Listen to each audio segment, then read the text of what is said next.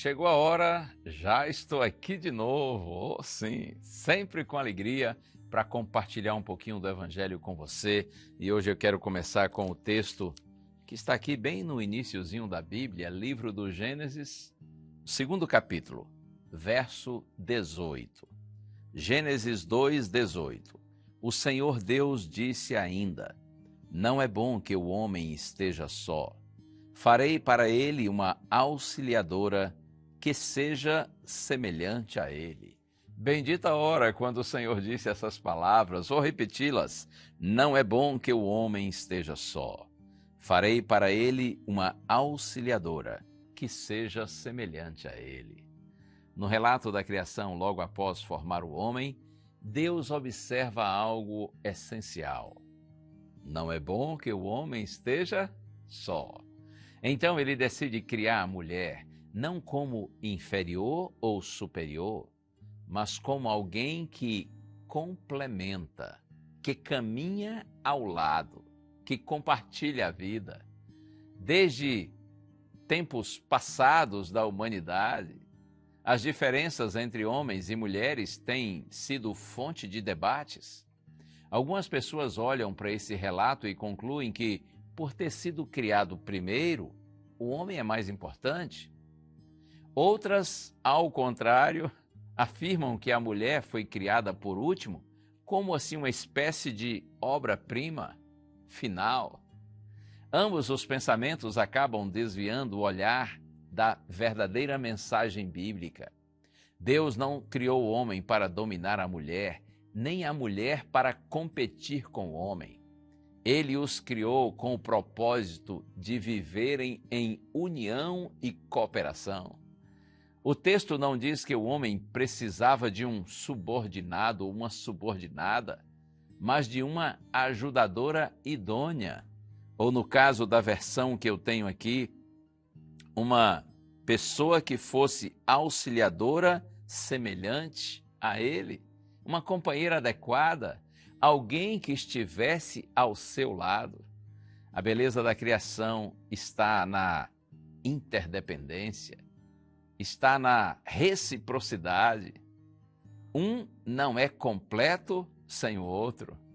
Deus desenhou os relacionamentos humanos para refletirem cuidado mútuo, parceria e amor. E isso vale não apenas para o casamento, mas para todas as formas de convivência entre homens e mulheres, seja no lar, na família, mas também na igreja, no trabalho, na sociedade. Infelizmente, ao longo da história, essa ideia foi distorcida por orgulho, por egoísmo e até mesmo por interpretações equivocadas da própria palavra de Deus. Mas a verdade de Gênesis continua a ecoar. Não é bom que o homem esteja só. Que nós saibamos valorizar as relações humanas da forma como o nosso Deus as idealizou. Que deixemos de lado disputas e comparações e aprendamos a nos ver como companheiros de jornada, chamados a cuidar uns dos outros como reflexo do amor e do cuidado de Deus por nós. Acredite no que eu estou lhe dizendo, não há sabedoria no machismo, assim como também não há sabedoria no feminismo. Nós não fomos chamados para competição, e sim para cooperação. Entre homens e mulheres não deve haver rivalidade, e sim companheirismo. Assim nós cumprimos o propósito de Deus e nos tornamos todos verdadeiramente felizes. Posso orar com você? Ó Deus bendito, como é bom, Pai, conhecer e crer na Tua palavra e segui-la. Como é equilibrado, Senhor, o Teu ensino.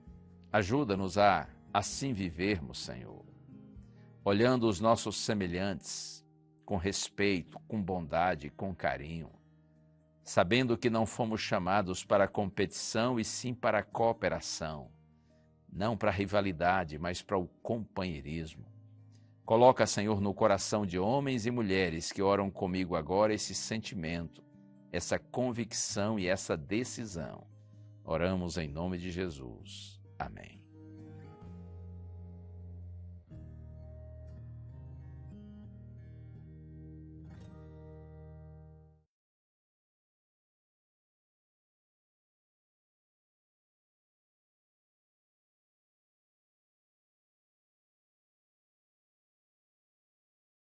Provérbios capítulo 3, versículos 5 e 6, Salomão escreveu assim: confie no Senhor de todo o coração e não se apoie em seu próprio entendimento. Reconheça o Senhor em todos os seus caminhos e Ele endireitará as suas veredas. Quando Israel estava ali diante do Mar Vermelho, lá em Êxodo 14, o medo dizia para eles o seguinte: voltem para o Egito. A lógica dizia isso para eles. A lógica dizia isso para eles. Voltem para o Egito. Vocês vão morrer ou afogado ou vocês vão morrer aqui pela espada, por causa do exército. Mas o que Deus disse? Fiquem firmes e vocês verão o livramento que o Senhor lhes trará hoje.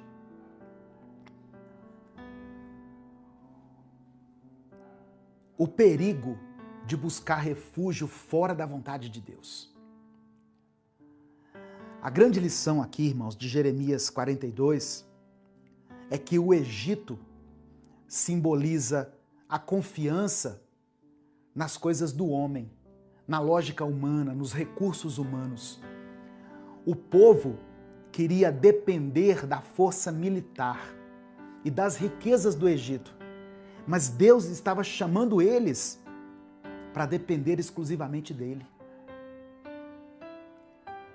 E ir para o Egito ia contra tudo aquilo que Deus já havia falado.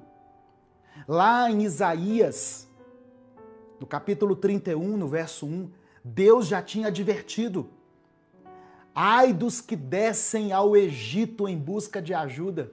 Tá vendo?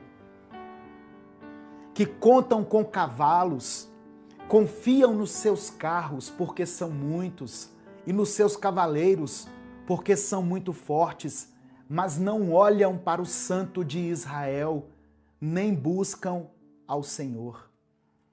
Então, a resposta que as pessoas queriam aqui do profeta Jeremias já tinha sido dada por Isaías lá no capítulo 31. Só que as pessoas, muitas vezes, elas vão até Deus em busca de validação para decisões que elas já tomaram. Em 1 Samuel, capítulo 13, Saul ofereceu o sacrifício no lugar de Samuel. Samuel, que era o profeta. Mas Saul ofereceu o sacrifício no lugar dele. Sabe por quê? Porque Saul estava com medo. E Saul ficou ansioso diante da guerra. Qual foi o resultado disso? Saul perdeu a graça, perdeu o favor de Deus.